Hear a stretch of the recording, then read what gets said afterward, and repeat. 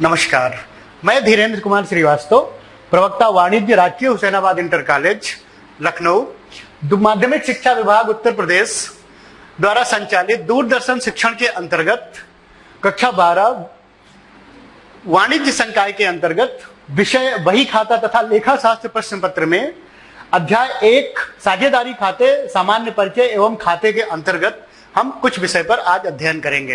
ये पूरा अध्याय 3 भागों में विभाजित है। भाग 1 के अंतर्गत हम इस बात का अध्ययन करेंगे कि साझेदारी क्या है, साझेदारी की परिभाषा क्या है, साझेदारी की विशेषता क्या होती है, साझेदारी संलेख क्या होता है और साझेदारी संलेख के अंतर्गत किन किन बातों का उल्लेख किया जाता है। तो हम सबसे पहले बात करेंगे कि साझेदारी होती क्या है। साझेदारी का अर्थ, जब 2 या 2 से अधिक व्यक्ति किसी अपनी स्वेच्छा से लाभ अर्जित करने के उद्देश्य से किसी वैध व्यवसाय को संचालित करने के लिए सहमत हो जाते हैं तो उसे हम साझेदारी कहते हैं। यानी साझेदारी 2 या 2 से अधिक व्यक्तियों का समूह है। कोई एक व्यक्ति साझेदारी व्यवसाय की स्थापना नहीं कर सकता है। हालांकि अधिनियम के अंतर्गत इस बात का उल्लेख किया गया है जिसको एकल साझेदारी कहते हैं, जिसमें कुछ शर्तों के साथ एक व्यक्ति कुछ सदस्यों के साथ साझेदारी का स्थापना कर सकता है, लेकिन वो भी कहीं ना कहीं समूह के साथ ही साझेदारी व्यवसाय की स्थापना करता है। इस व्यवसाय को हम सामूहिक रूप से फर्म तथा व्यवसाय के सदस्यों को व्यक्तिगत रूप से साझेदार कहते हैं। यानी ये सामूहिक रूप से इस व्यवसाय का नाम फर्म होगा और व्यक्तिगत रूप से इसे हम साझेदार कहेंगे। मींस उदाहरण के लिए अगर हम लें कि किसी व्यवसाय में अगर को प्रारंभ करने के लिए आबासा 3 लोग सहमत होते हैं और वो लाभ बांटने के लिए सहमत होते हैं, व्यवसाय को संचालित करने के लिए सहमत होते हैं, तो इन 3 लोग आबा और सा, इन तीनों लोगों को हम साझेदार कहेंगे तथा सामूहिक रूप से इसका नाम होगा फर्म आबासा। इस तरीके से व्यवसाय का नामकरण और इस तरीके से व्यवसाय के साझेदारों को हम, उनके सदस्यों को हम साझेदार के रूप में पहचान करते हैं। अब हम बात करेंगे साझेदारी की परिभाषा की। साझेदारी की परिभाषा साझेदारी अधिनियम 1932 की धारा 4 के अनुसार के अंतर्गत दी गई है। इस परिभाषा के अंतर्गत साझेदारी उन व्यक्तियों का पारस्परिक संबंध है। साझेदारी उन व्यक्तियों का पारस्परिक संबंध है। मींस साझेदारी कुछ व्यक्तियों का, ये अधिनियम की परिभाषा ये कहती है कि साझेदारी कुछ व्यक्तियों का संबंध है। ठीक है, कुछ व्यक्ति आपस में एक संबंध स्थापित करें। वो संबंध किस तरह का होगा? जो किसी ऐसे कारोबार के लाभ को आपस में बांटने के लिए सहमत होते हैं। मतलब जो किसी ऐसे कारोबार का मतलब होता है व्यवसाय, जो किसी ऐसे व्यवसाय से प्राप्त लाभ, पहले व्यवसाय को संचालित करेंगे, संचालित करने के बाद उन्हें लाभ प्राप्त होगा, उस लाभ को बांटने के लिए वो सहमत होते हैं। अब इस व्यवसाय को संचालित कौन करेगा? जो सबके द्वारा या सबकी ओर से किसी एक व्यक्ति के द्वारा व्यवसाय का संचालन किया जाता है। यानी इस व्यवसाय का संचालन सभी साझेदार कर सकते हैं, कुछ साझेदार कर सकते हैं सभी साझेदारों की सहमति से, तथा अगर सभी साझेदार सहमत हों तो प्रबंधकों के द्वारा भी इस व्यवसाय का संचालन किया जा सकता है। प्रबंधकों की नियुक्ति का कार्य, उनके सर्विस कंडीशन का कार्य, उनकी नियम और शर्तों का निर्धारण सभी साझेदार सामूहिक रूप से सहमति के आधार पर कर सकते हैं। तो इस तरीके से इस व्यवसाय का संचालन 3 तरीके से हो सकता है। सारे साझेदार मिलकर के काम करें, कुछ साझेदार कार्यालय में काम कर सकते हैं, कुछ साझेदार व्यवसाय के हेड ऑफिस में काम कर सकते हैं, कुछ साझेदार फील्ड में काम कर सकते हैं। तो इस तरीके से सभी साझेदार मिलजुल कर काम करें। अगर सभी साझेदार मिलकर काम नहीं करते हैं तो कुछ साझेदार कार्य करें। अगर सभी साझेदार कार्य नहीं करते हैं तो फिर सभी साझेदारों की सहमति से प्रबंधकों के द्वारा व्यवसाय का संचालन किया जाएगा और व्यवसाय से जो भी लाभ अर्जित होगा वो साझेदारों के बीच में आपस में एक निश्चित अनुपात के तहत वितरित होगा। तो ये साझेदारी की अधिनियम की परिभाषा है। अब हम देखेंगे कि साझेदारी में ऐसी कौन कौन सी विशेषताएं हैं जो साझेदारी व्यवसाय के लिए आवश्यक हैं। तो सबसे पहली विशेषता हम देखेंगे वो है हमारी कि पहली विशेषता में हम देखेंगे कि न्यूनतम 2 व्यक्ति और अधिकतम 50 व्यक्ति। यानी पहली विशेषता के अंतर्गत हम देखेंगे कि सदस्यों की संख्या कितनी होनी चाहिए। तो किसी भी साझेदारी व्यवसाय को स्थापित करने के लिए न्यूनतम 2 व्यक्ति होने चाहिए।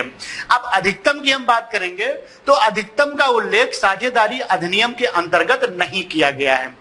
इस अधिकतम साझेदार कितने होंगे उस व्यवसाय में, इसका उल्लेख कंपनी अधिनियम के अंतर्गत किया गया है। यानी अगर साझेदार की अधिकतम संख्या के बारे में आपको जानकारी प्राप्त करनी है तो कंपनी अधिनियम में साझेदारी में विभिन्न व्यवसायों के बारे में जो सदस्य संख्या है वहां पर आपको यह पता चलेगा कि साझेदारों की अधिकतम संख्या कितनी हो सकती है।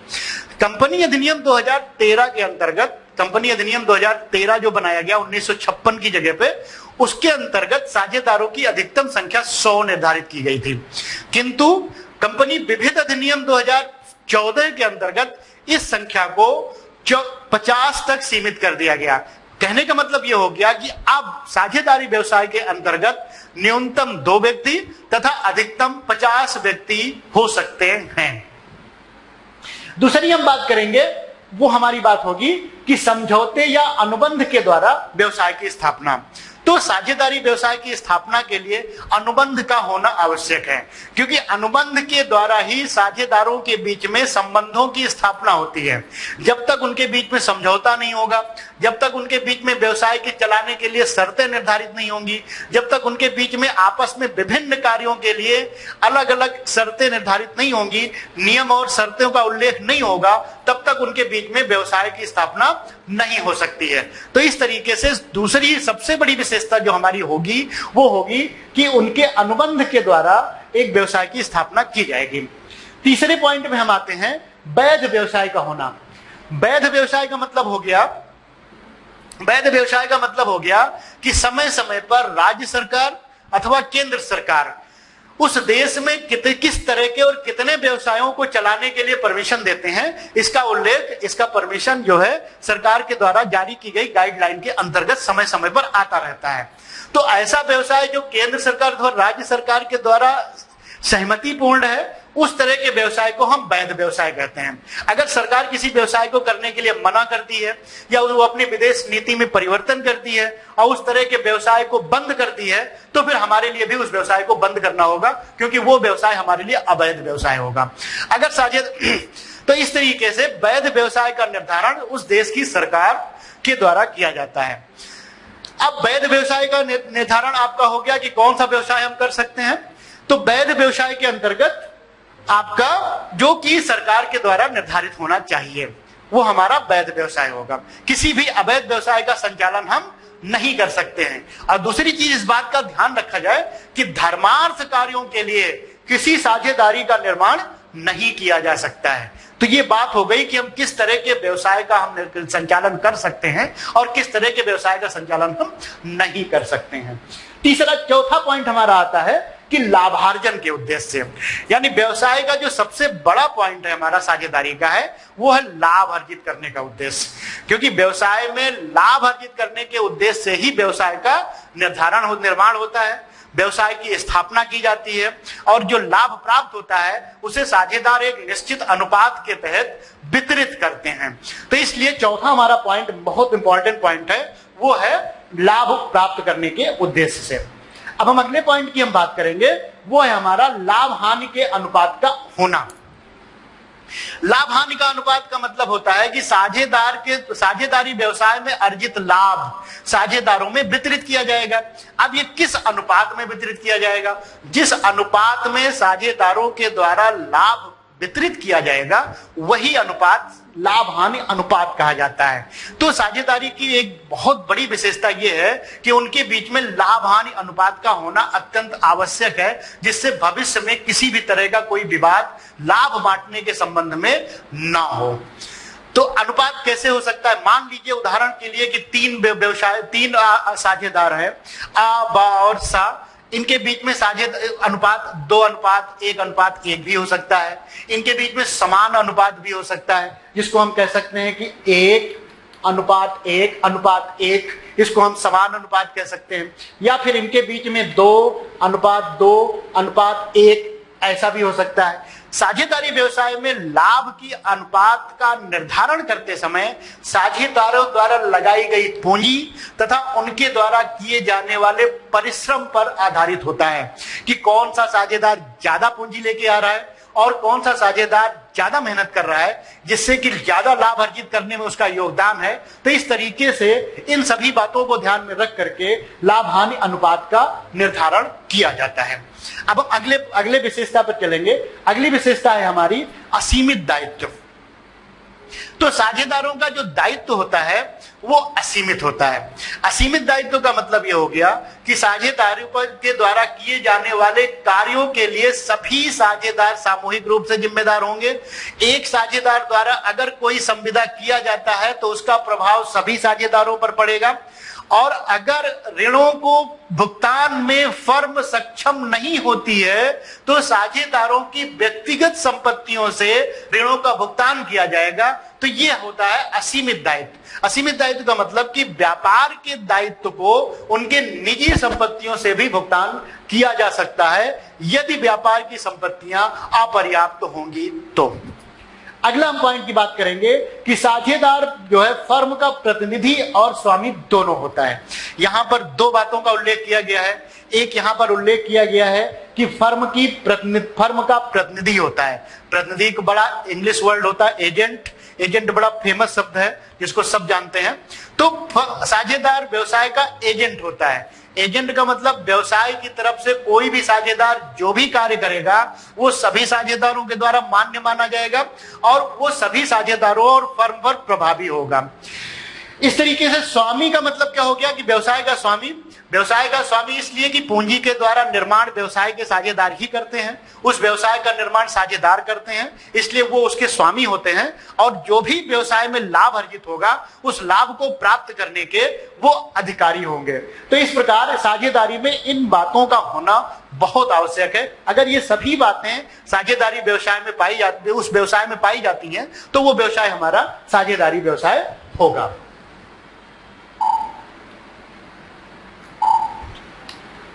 अब हम बात करेंगे साझेदारी संलेख या साझेदारी समझौते की। किसी को हम साझेदारी संलेख कहते हैं, इसी को हम साझेदारी नियम भी कहते हैं, इसी को हम साझेदारी संचालन से संबंधित नियम भी कहते हैं, और इसी को हम कहते हैं साझेदारी समझौते भी।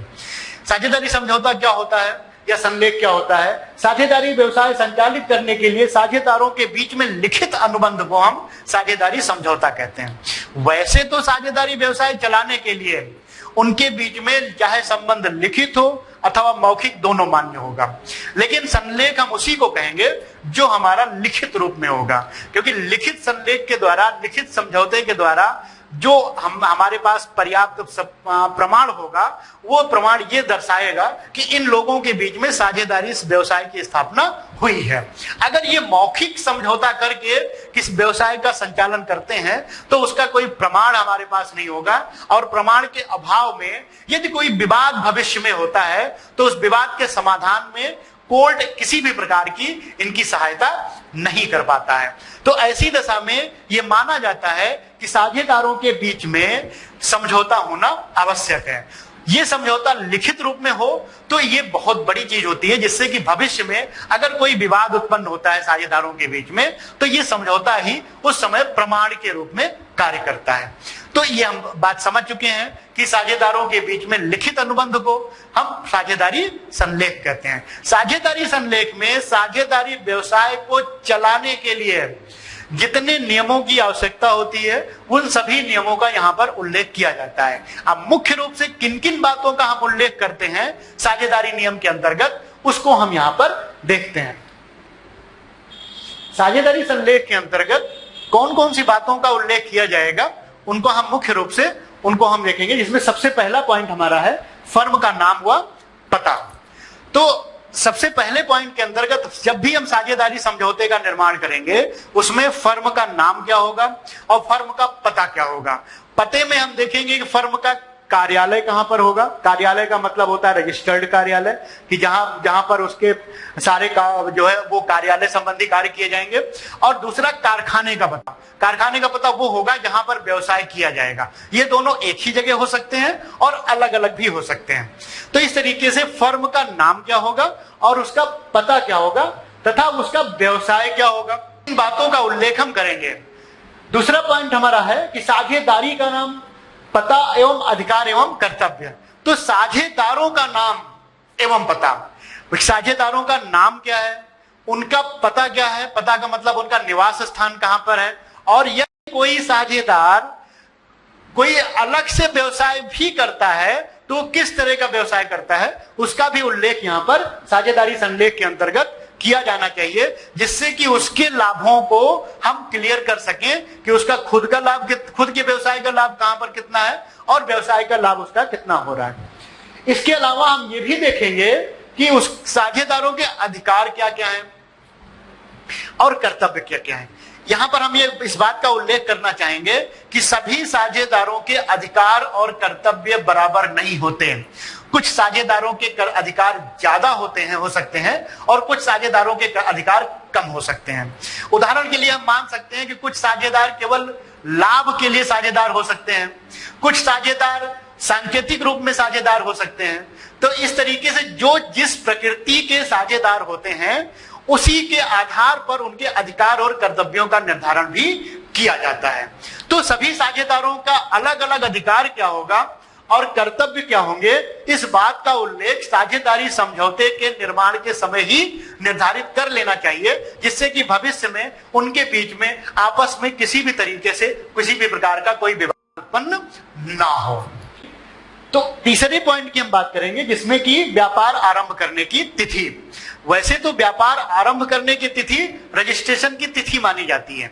रजिस्ट्रेशन की तिथि का आशय यह है कि जिस दिन व्यापार का रजिस्ट्रेशन किया गया, जिस दिन रजिस्ट्रार के यहां फर्म का रजिस्ट्रेशन किया गया, वो तिथि हमारी रजिस्ट्रेशन की तिथि मानी जाती है। और उसी तिथि से यह माना जाता है कि साझेदार अपना व्यवसाय प्रारंभ कर लेंगे। लेकिन फिर भी यदि रजिस्ट्रेशन की तिथि और व्यवसाय की तिथि पृथक पृथक है तो उसका उल्लेख साझेदारी समझौते के अंतर्गत हमें करना चाहिए। अगला पॉइंट हमारा है पूंजी पर ब्याज। पूंजी पर ब्याज इस अवधारणा पर आधारित है कि फर्म के साझेदारों द्वारा जो पूंजी लगाई जाती है उसे वो एक तरीके का निवेश मानते हैं। तो निवेश के अंतर्गत वो चाहते हैं कि इस पूंजी पर हमें अलग से भी आय प्राप्त हो। जैसे कि हम कहीं बाहर अगर इसको डिपॉजिट करते, बैंक में डिपॉजिट करते, तो उस पर हमें ब्याज प्राप्त होता। तो इस अवधारणा पर आधार पर वो इसकी डिमांड करते हैं कि हमें पूंजी पर ब्याज दिया जाए। तो यदि सभी साझेदार सहमत हैं तो साझेदारों को पूंजी पर ब्याज दिया जा सकता है। तो साझेदारों को पूंजी पर ब्याज की दर क्या होगी, उन समय समय पर उसमें क्या परिवर्तन हो सकता है, इन सभी बातों का उल्लेख साझेदारी समझौते के अंतर्गत किया जाना चाहिए। अगला पॉइंट हमारा है आहरण पर ब्याज। अब सबसे पहले हम बात करेंगे कि आहरण क्या होता है। आहरण हम कहते हैं जब साझेदारों द्वारा अपनी निजी आवश्यकताओं की पूर्ति के लिए व्यवसाय से धन निकालता है या फिर व्यवसाय की संपत्तियों का उपयोग निजी उपयोग में करता है, तो उसे हम आहरण कहते हैं। अब आहरण पर ब्याज की संकल्पना इस बात पर आधारित है जब वो साझेदार व्यवसाय से नगद धन निकालता है अपनी जरूरतों के लिए, अपने घर के क्योंकि साझेदारों को जो लाभ प्राप्त होता है वो वर्ष के अंत में प्राप्त होता है। तो पूरे साल भर अगर मान लीजिए कोई साझेदार कोई और व्यवसाय नहीं करता तो अपनी निजी जरूरतों के लिए उसे धन की आवश्यकता होगी, तो उस धन का अगर वो व्यवसाय से निकाल रहा है तो उसे हम आहरण कहते हैं। तो ये इस अवधारणा पर आधारित है आहरण पर ब्याज, कि जिस तरीके से साझेदार पूंजी पर ब्याज का डिमांड करते हैं कि भाई हमें पूंजी पर ब्याज चाहिए, उसी तरीके से फर्म भी ये कहती है कि जब आप व्यवसाय के पैसे का उपयोग निजी रूप से करेंगे तो उस पर हम भी ब्याज चार्ज करेंगे। तो इस अवधारणा को या कॉन्सेप्ट को हम आहरण पर ब्याज कहते हैं। यदि सभी साझेदार सहमत हैं तो वो आहरण पर ब्याज देंगे, क्योंकि आहरण जो है वो लाभ पर प्रभार होता है, इससे लाभ में कमी आती है और इससे व्यवसाय की पूंजी में भी कुछ समय तक कमी आती है। तो उस पूंजी की कमी को पूरा करने के लिए साझेदारों से आहरण पर ब्याज की डिमांड फर्म के द्वारा की जाती है। तो यदि सभी साझेदार आपस में सहमत हो तो वो आहरण पर ब्याज दे सकते हैं।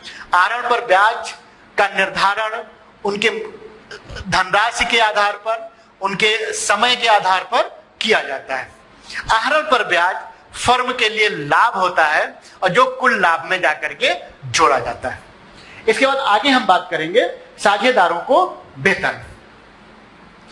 दो तरीके के साझेदार फर्म में होते हैं, कार्यशील साझेदार और गैर कार्यशील साझेदार। कार्यशील साझेदार वो होते हैं जो फर्म में प्रतिदिन अपना समय देते हैं, फर्म के संचालन में सहयोग करते हैं, यूं कहें कि फर्म को वो संचालित करते हैं। तो अगर कोई साझेदार फर्म को संचालित करता है, अपना व्यक्तिगत समय फर्म को देता है और दूसरे साझेदारों की अपेक्षा ज्यादा समय देता है, तो ऐसा साझेदार अपने अतिरिक्त समय के लिए वेतन का डिमांड कर सकता है। तो यदि सभी साझेदार सहमत हों तो साझेदारों के लिए वेतन की व्यवस्था की जा सकती है। साझेदार को दिया जाने वाला वेतन, उसकी धनराशि, उसकी नियम और शर्तों का उल्लेख साझेदारी संलेख में किया जाना आवश्यक है। साझेदारी संलेख के अंतर्गत हमारा जो अगला टॉपिक है वह है साझेदारों को कमीशन। साझेदारों को कमीशन इस अवधारणा पर आधारित है कि यदि कोई साझेदार व्यवसाय से बाहर किसी प्रकार का अतिरिक्त प्रयास करता है जिसके फलस्वरूप व्यवसाय में साझेदारी व्यवसाय की प्रगति होती है या विक्रय में वृद्धि होती है या उसके लाभ में वृद्धि होती है, तो वो इस अतिरिक्त प्रयास के लिए कमीशन की मांग कर सकता है।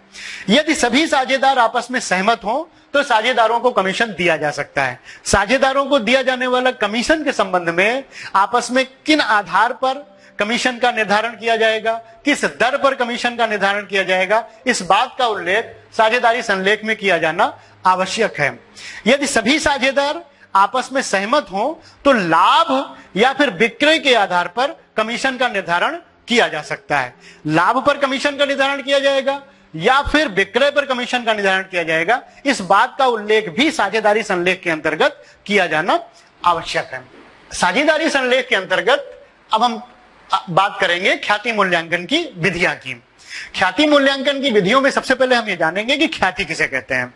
किसी भी व्यवसाय में अतिरिक्त लाभ अर्जित करने की क्षमता को हम ख्याति कहते हैं। ख्याति उस व्यवसाय की प्रबंधकीय कुशलता, व्यवसाय के सदस्यों की क्षमता तथा उनकी शैक्षिक योग्यता, व्यवसाय की स्थान संबंधी योग्यता के आधार पर अतिरिक्त लाभ कमाने की क्षमता अर्जित होती है। अब यदि दो व्यवसाय समान पूंजी, समान कर्मचारियों की क्षमता के आधार पर व्यवसाय का संचालन करते हैं और यदि जिस व्यवसाय में अधिक लाभ प्राप्त होता है, यह हम जानते हैं और यह मान लेते हैं कि उस व्यवसाय में ख्याति है। ख्याति का निर्धारण प्रबंधकीय क्षमता, व्यावसायिक कुशलता, स्थान की उपलब्धता के आधार पर निर्धारित किया जाता है। साझेदारी संलेख के अंतर्गत अब हम अंत में लेंगे ख्याति मूल्यांकन की विधियां। इसके अंतर्गत सबसे पहले हम ये समझने का प्रयास करेंगे कि ख्याति क्या है। किसी भी व्यवसाय की अतिरिक्त लाभ अर्जित करने की क्षमता को हम ख्याति कहते हैं। दो समान प्रकार के व्यवसाय हो जिनकी उत्पाद समान हो, वस्तुएं समान हो तथा उनके कर्मचारियों की संख्या समान हो तथा उनके द्वारा पूंजी समान हो, साझेदारों की संख्या समान हो, ऐसे दो व्यवसाय अगर बगल बगल में ही होंगे और एक व्यवसाय में लाभ अधिक होगा और कंपैरिजन में दूसरे व्यवसाय में लाभ कम होगा, तो जिस व्यवसाय में लाभ अधिक होगा ये हम मान लेते हैं कि उस व्यवसाय में ख्याति है। अब ख्याति का मूल्यांकन हम तीन विधियों से करते हैं। एक विधि हमारी होती है औसत लाभ विधि, दूसरी विधि हमारी होती है अधिलाभ विधि और तीसरी हमारी विधि होती है पूंजीकरण विधि। औसत लाभ विधि के अंतर्गत हम ये देखते हैं कि पिछले 3 साल, 4 साल, 5 साल, कितने सालों के आधार पर हम अपने ख्याति का मूल्यांकन करेंगे। कितने सालों के आधार पर ख्याति का मूल्यांकन करना है, इस बात का उल्लेख साझेदारी संलेख के अंतर्गत किया जाना आवश्यक है कि 3 साल के आधार पर करना है, 4 साल के आधार पर करना है कि 5 साल के आधार पर करना है या फिर वर्तमान वर्ष के आधार पर करना है। इस प्रकार के औसत लाभ विधि के अंतर्गत हमें पिछले कुछ सालों के लाभ के आधार पर ख्याति का मूल्यांकन करना होता है, जिसको हम कहते हैं औसत लाभ विधि। अगर हम फार्मूले की बात करें तो औसत लाभ विधि के अंतर्गत सबसे पहले हम कैलकुलेट करेंगे औसत लाभ। औसत लाभ निकालने के लिए हम पिछले जितने वर्ष का लाभ लेंगे उतने से ही हम डिवाइड करेंगे। इसमें हम हानियों को माइनस कर देंगे तथा यदि फर्म को किसी भी तरह का कोई असाधारण लाभ या असाधारण हानि होती है तो उसको भी हम यहां पर इग्नोर करेंगे। इग्नोर करने का मतलब यह हुआ कि ख्याति का मूल्यांकन नियमित लाभ के आधार पर किया जाता है। यदि कोई लाभ हमें ऐसा प्राप्त होता है जिससे कि हमको वो असाधारण लाभ प्राप्त होता है, जैसे कि मान लीजिए वर्तमान में इस समय कोरोना का दौर चल रहा है। कोरोना के अंतर्गत कुछ व्यवसाय ऐसे हैं जो पूरी तरीके से बंद पड़े हैं। अब उनको जो ये हानि हो रही है ये असाधारण हानि है। इस हानि को हम जब ख्याति का मूल्यांकन करेंगे तो इसको हम इग्नोर करेंगे और इसको हम प्लस कर लेंगे। इसी तरीके से कुछ व्यवसाय ऐसे हैं जो इस समय नियमित रूप से चल रहे हैं और उनका लाभ असाधारण हो गया है, मतलब उनका लाभ क्षमता से ज्यादा हो गया है। तो ऐसी परिस्थिति में इस प्रकार के इस समय के इस लाभ को हम असाधारण लाभ कहेंगे और ख्याति के मूल्यांकन के समय इस लाभ को हम माइनस कर देंगे। इसका मतलब यह हो गया कि ख्याति का मूल्यांकन नियमित लाभ के आधार पर किया जाता है। अनियमित लाभ या किसी भी तरह के अनियमित हानि को हम इसमें इग्नोर नहीं करते हैं। मान लीजिए कोई प्राकृतिक आपदा या किसी प्रकार का और भी आपदा अगर आती है व्यवसाय में, तो उससे अगर कोई व्यवसाय को हानि होती है तो उस प्रकार के हानि को ख्याति मूल्यांकन के समय हम इग्नोर करेंगे, ऐड करेंगे, इग्नोर करेंगे। मानी मीन्स उसको हम ख्याति मूल्यांकन में नहीं लेंगे। केवल हम नियमित लाभ के आधार पर ख्याति का मूल्यांकन हम करेंगे। तो अब औसत लाभ निकाल लिया। औसत लाभ निकालने के बाद फिर ख्याति का मूल्यांकन जब हम करेंगे तो औसत लाभ को क्रय वर्ष से हम मल्टीप्लाई करेंगे। क्रय वर्ष से हम मल्टीप्लाई करेंगे मतलब उसे गुणा करेंगे। अब क्रय वर्ष क्या होता है? हम ये मान के चलते हैं कि यदि एक बार हमने ख्याति अर्जित कर ली है तो वो कितने समय तक हमारे पास स्थायी रूप से रहेगी। इसका मतलब ये होता है कि किसी भी व्यवसाय की, किसी भी व्यक्ति की ख्याति में परिवर्तन होता रहता है। कभी उसकी ख्याति में वृद्धि होती है तो कभी उसकी ख्याति में डिक्लाइन आता है। तो ऐसे में ये अनुमान हम लगाते हैं कि कितने वर्षों के पर हमारी ये ख्याति नियमित रूप से चलती रहती है, उतने वर्षों से हम यहाँ पर मूल्यांकन करते हैं, जिसको हम क्रय वर्ष कहते हैं। तो ख्याति का जब अब हमारा जो फार्मूला बन गया वो ये बन गया कि ख्याति बराबर आपका औसत लाभ गुणे क्रय वर्ष। तो ये औसत लाभ विधि हमारी हो गई। दूसरी विधि हमारी हो जाती है, वो हो जाती है हमारी अधिलाभ विधि। अधिलाभ का मतलब होता है अधिक लाभ, जिसको हम अंग्रेजी में कहेंगे सुपर प्रॉफिट। सुपर प्रॉफिट का मतलब यह हो गया कि यदि सामान्य लाभ से हमें जितना लाभ ज्यादा होगा उसे हम अधिलाभ कहेंगे, और जितना अधिलाभ हमको होता है उसे यदि हम क्रय वर्ष से मल्टीप्लाई कर दें तो ख्याति का कैलकुलेशन हम कर सकते हैं। इसी प्रकार तीसरी विधि में हम तीसरी विधि हमारी पूंजीकरण विधि होती है, जिसमें हम पूंजी की कंपैरिजन के आधार पर हम ख्याति का निर्माण कर सकते हैं। तो कौन सी विधि साझेदारी व्यवसाय द्वारा अपनाई जाएगी मूल्यांकन के लिए, इसका उल्लेख करना साझेदारी संलेख में आवश्यक है। साझेदारी संलेख में और भी बहुत सारी बातें हैं जिनका उल्लेख किया जाता है, लेकिन ये ऐसे कुछ बातें हैं जो सभी तरह के व्यवसाय में कॉमन होती हैं। हमने शुरू में ही बता दिया था कि सभी तरह के व्यवसाय में अलग अलग कंडीशन और शर्तें होती हैं जिसके आधार पर साझेदारी संलेख का निर्माण किया जाता है। लेकिन कुछ ऐसे टॉपिक हैं जो सभी व्यवसाय में समान होते हैं, जिनके आधार पर हम साझेदारी संलेख का निर्माण करते हैं।